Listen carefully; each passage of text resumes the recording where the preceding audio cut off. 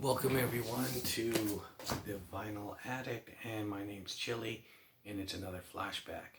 We're going to 1977, and just like 1991, 1977 has a whole different array of music that was going on. We had punk, disco, prog rock, so a lot of debuts as well, and so it's always good to try to cover what came out at that time. And so let's get this going. I'm going to try to run through these really quick. Got The Clash, their first album. And this is the one with Career Opportunities, Clash City Rockers. This is the only band that matters, as they would say. We also had Johnny Thunders and the Heartbreakers. Now this was a band comprised of Johnny Thunders and Jerry Nolan, who were New York Dolls alumni, so they got together and they put this album out, this band out. It was kind of short-lived, of course, but it was still great. Now another debut we have is Chic. So going to the disco realm, we had Bernard Edwards and Nile Rodgers and Tony Thompson on drums, and this is the album with Dance Dance Dance, Everybody Dance. And Nile Rodgers and Bernard Edwards, of course, would go on later to produce great bands like Duran Duran. They did David Bowie's Let's Dance, and of course Madonna, her big hits. So that's where it all started.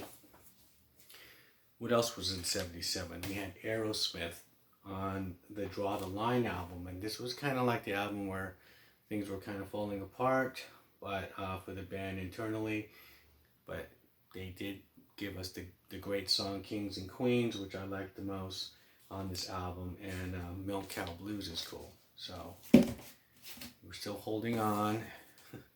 We have UFO on this Lights Out album. This is I believe their sixth album, and Michael Schenker, Rudolph Schenker's brother from the Scorpions, and this album had Too Hot to Handle, Lights Out, of course, and Love to Love was a big song on here, memorable song, memorable ballad, which they would later do on the Strangers of the Night album, which is one of the greatest live albums I thought ever existed. And speaking of live albums of 1977, we have Rainbow on Stage. This is Richie Blackmore's band after leaving Deep Purple, and he pretty much took Dio, who was opening up for Deep Purple at the time with the band Elf, recruited him as a new singer, and that first album, Richie Blackmore's Rainbow, is pretty much the members of Elf. He would later on reconstruct the band, keeping Dio.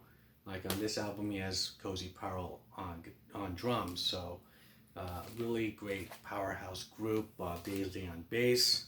What could you say? So this is a great one. Still I'm Sad is one of the best versions on this album they did. That's the Yardbird song. What else happened in 77? We had this. What a cover. Ted Nugent, Cat Scratch Fever. Wang Dang Sweet Boom Tang is on here. This was that memorable riff. Great hard rock classic, Cat Scratch Fever. Eric Clapton was still putting out albums, and this was Slow Hand. This is with Lay Down Sally, Wonderful Tonight, and of course the big hit here is Cocaine. So this is a great one. On the funk tip, we have the Commodores Live. This is a double album they put out with all their hits by that time, Easy, Brick House, and there was one studio track here, Too Hot to Trot. Great song. Of course, we have the classic, this is one of my favorite albums of all time, Sex Pistols, Nevermind the Bollocks. From beginning to end, perfect.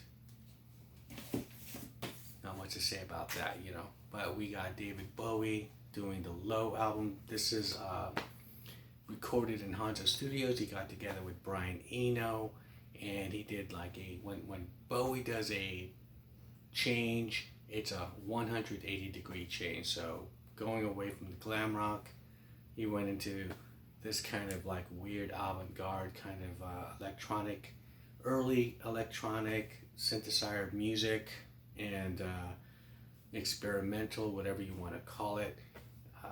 It kind of, some fans were not into it. Some fans just embraced it, and some fans, you just gotta, kind of listen to it a couple of times, let it grow on you. And I myself kind of just gravitated towards it. I liked the way what he was doing as far as just the guitars, like on Speed of Life. That was, it was different, to say the least. That was the thing about Bowie. Earth, Wind and Fire, All in All. Now this is like their 8th album. I like their really earlier stuff, the Open Your Eyes stuff, Head to the Sky, the real kind of long jammy kind of music that they were doing, and not that much vocals. And of course, this is their very big commercial breakthrough, more than That's the Way of the World with Shining Star, and the title track of that album. This had Serpentine Fire and Fantasy, and they were like top 40 hits. So, but it's still a good album, still good. Not to me, I like the earlier stuff. Which brings us to Pink Floyd. We're going into the prog rock kind of category of 1977. This album has just like 5 tracks on it, and I don't know if Roger Waters was really happy with this album. The In the Flesh tour, when they were touring for this album, was the only time they played this material. They never played this material again from Animals. I love this album. It was one of the first albums I bought, and because I remember getting it from the library and taking it home and listening to it, and I was just like, wow, this is a cool album. So, Animals. And in the rock tip, this is like, I love the album cover for one thing. That's an awesome album cover. I did a video about the top 10 AC/DC album covers. Of course, this was number 1, and this is still my favorite AC/DC album of all time. Better than Back in Black, Highway to Hell, all of those. The sound on here is so raw. All the songs on here go down. Dog Eat Dog, Bad Boy Boogie, Problem Child, Let There Be Rock, Hell Ain't a Bad Place to Be, Whole Lot of Rosie. This album just kicks. And back to the funk, we got Parliament, Funkadelic versus the Placebo Syndrome. Now this is the one that had the big hit Flashlight, and you get the on the vinyl. It's cool. You get all these different kind of George Clinton picks. But on this one you get the long version, which is the really cool. That's the one thing I liked about the Parliament Funkadelic. Not just the 45s, but you gotta get the albums. They were just long jams, long jammies, And back in 77, of course, we had the Ramones were still just kicking out, and they had 2 albums this year. Earlier they had Leaving Home, and they had this. Some bands did that, like Kiss. They put out 2 albums a year. Between Leaving Home and Rocket to Russia, I picked Rocket to Russia because of Teenage Lobotomy. You can't, that, and I Don't Care About This World. I Don't Care. I love that song. Speaking of Kiss, there we go. Love Gun. And what else is on here? Christine 16. But my favorite song on here is Shock Me, the song that's sang by Ace Frehley, and that riff, So this is I think it was one of the, there really wasn't that many. Well, he did Cold Gin, but I like when Ace sings his songs, and Shock Me was one of my favorites.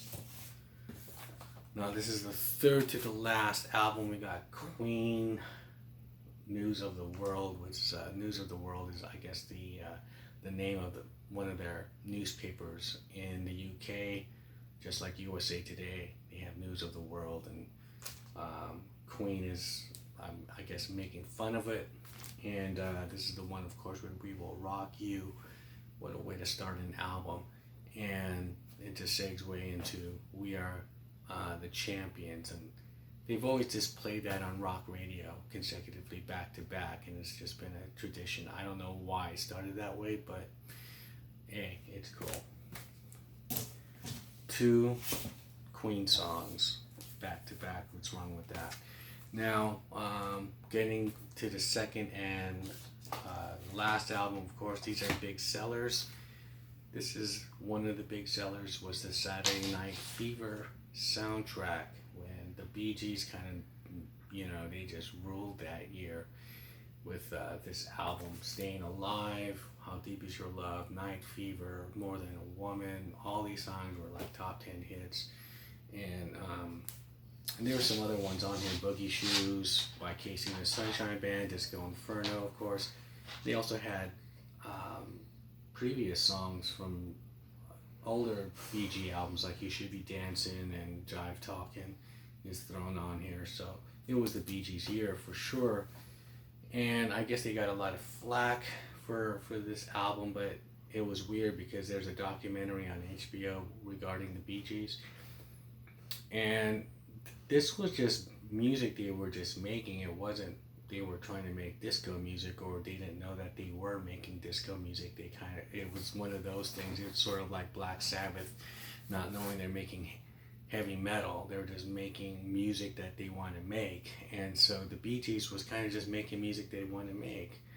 It just turns out it was disco, and the rest is history, of course. And which leads us to the final album, which made like buco bucks, and it still is. This is it, Fleetwood Mac Rumors. And I got this one as well. I wanted to get the clear vinyl at Walmart. And of course, there's so many hits on here. Don't Stop, Thinking About Tomorrow, Dreams. I like the song Gold Dust Woman. You know, it wasn't a hit. But this album is just, this made so much, sold so much, and it still is. And that is 1977 in a nutshell. So comment below, did I miss anything? I know there's some things that I wanted to put in there, but it was just like, okay, well, this represents this, like Rush, Farewell to Kings. Well, I got Pink Floyd to offset that prog rock thing, or heavy rock. You got Judas Priest's Sin After Sin. So there's a lot of stuff that came out. Heart, Little, the one with Barracuda. So there was, but I think I kind of try to, get 20 albums that kind of represented that year. If you think otherwise, comment below and like, share, and subscribe to this channel if you haven't yet, and I'll see you guys in the next video. Take care.